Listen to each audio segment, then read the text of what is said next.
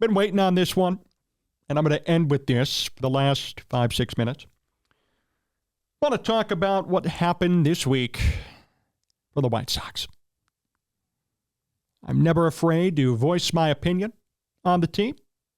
Never afraid to come out and criticize them when they screw up. Now, as George Hoffman said during our interview, this would be a non-story if the truth was discussed. This would be a non-story if, hey, he had to really go to the bathroom. Couldn't hold it, had to go. This is what happened. Lamar Jackson left a game to go to the bathroom, and that's okay. Nobody is saying Lamar Jackson sucks or I hate him or, wow, what a moron. Nope. Lamar Jackson had to leave a game to go to the bathroom. If that's the truth, if that's what really happened, it's all good. We're fine. Let's move on. Early in the year, trying to get things acclimated. Something happens. We all have issues. We all have emergencies. It's okay. It's fine. We're human beings. We understand. Here's my issue, though. That's not what was said. Pedro Grifol said that he was in the dugout reviewing film and had headphones on, so he didn't realize what inning it was or when he was supposed to come out there, even. And even worse, the Braves broadcast, rightfully so, I don't blame them, made fun of it. They made fun of him. They made fun of the White Sox. They called the White Sox a little league team, and that's the bigger point of this whole thing. It's not that he didn't go out there. It's not even that they covered it up and said, oh, he was reviewing film. It's that they really are a little league team. And this is what we're going to be subjected to for years to come. And this is where we're at with this team. And I already ranted about them last year at the end of this season when they made Chris Getz the GM, which they probably shouldn't have done. Although he's doing okay now with the limited resources he has. This team is a little league team. And if the A's weren't being as horrendous as they've been, the White Sox would be the bottom feeder of the league. There's no question about it. I'm a White Sox guy. I mean, I appreciate their history, their culture, their legacy. I love Luis Robert. Garrett Crochet's been on fire. I am so wildly impressed with Garrett Crochet. So I like aspects of this team, no question. But this is not Major League Baseball. This is Little League ball with a couple of superstars. 2, maybe 3, if you want to count anybody else on this team. Yoel Moncada's playing okay. He's making money like a superstar, but he's not a superstar. That's the White Sox in a nutshell. That's where they stand. They screwed up their broadcasting team this past year even. I mean, they went as far to that. Now they're talking about a new stadium. I don't know who's going to go watch their damn games. I'm not going to pay for it. They're horrible. This team is a joke. And the fact that they went to the extent that they did to cover up somebody going to the bathroom during a game, saying he's watching film. I mean, come on. If he's watching film, then why the hell are you guys 1-4 already? I mean, this is going to be another long season. They don't have any weaponry on their team at all. They have nothing. And what happened the other day at first base is, as I said with George, I was joking, but I'm being serious. It's symbolic of them as an organization and of them as a team.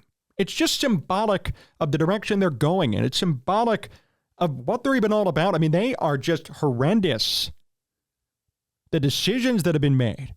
Certain players who have stayed, other players who have been cut and gotten rid of, other players who've been re-signed for really no reason other than why not, I guess.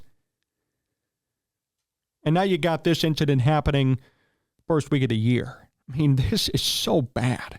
And I feel for White Sox fans who have to endure and deal with this. It's a joke.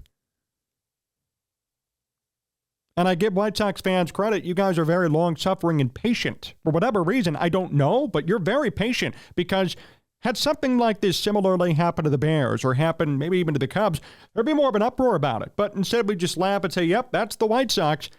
That is not right. That's not what we should be saying about this team. They got to be better, and we have to expect better from them. We have to expect better from them than this.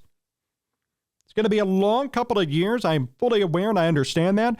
But can we at least get somebody out there to coach first base? Could we at least have somebody there to do something, to want to be there? Right? Doesn't seem to be the case. And you're only a week in. I defended Pedro Grifol last year to the end of the season. And I said they shouldn't have fired him. People were calling for him to get fired. They didn't fire him. I thought that was the right move. It's a first-year manager. You really had nothing. Your GM gets fired mid-season. What are you going to do? Right? I don't blame Grifol. I will say this, though. If these incidents keep happening, Grifol is going to be out. Plain and simple.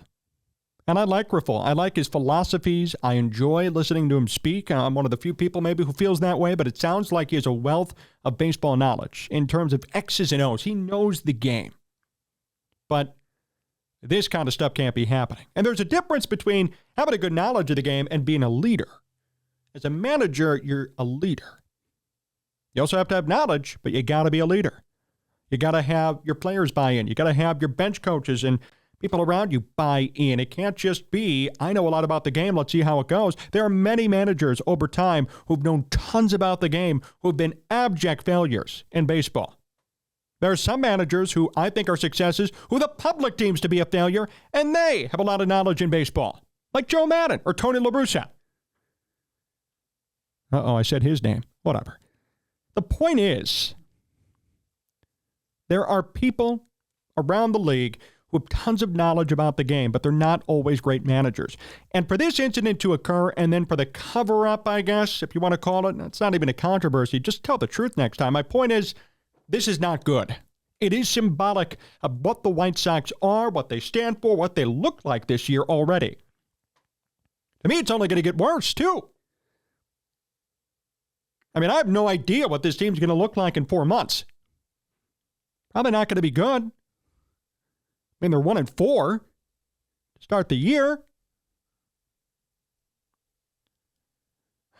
So, this is not the position they want to be in. And from my heart to yours, White Sox fans, I feel your pain. And I understand why you feel the way you do. I mean, this is horrible. Completely horrible. It's unacceptable. And if it wasn't for the A's acting like a peewee or a T-ball team, this would be being talked about more nationally, not just Chicago. I mean, here in Chicago, when you say the White Sox, everybody just starts laughing and, oh, yeah, they suck, whatever. But now it should be a bigger deal than just a joke. It should be, what the hell's going on over there? Right? Shouldn't just be, oh, yeah, that's the White Sox. No. Shouldn't be business as usual for your first base coach to just not be there during a major league game. It shouldn't just be business as usual for another 5 years of 90-plus losses. That's not business as usual. That's a problem. They better figure things out over there and quick. They're going to give Chris Getz time, but Rafol's in trouble, I would say, already.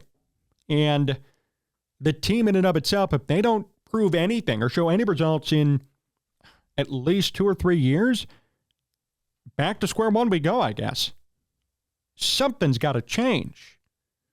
And that incident, although small, is a microcosm and a symbol of where this Sox team is today. Thank you, everybody, for tuning in. Big thank you to George Offman for hanging out with us for 2 segments. He was amazing, wealth of knowledge. Remember, you can podcast the show, sportstalkchicago.com. Follow us all over at Sports Talk Chicago. Subscribe on YouTube and watch the show live and in segments at Sports Talk Chicago. Big thank you to John Meadows, directing and producing, holding down the fort. My name's Jon Zaghloul. Until next time, and thank you again to our affiliates. So long.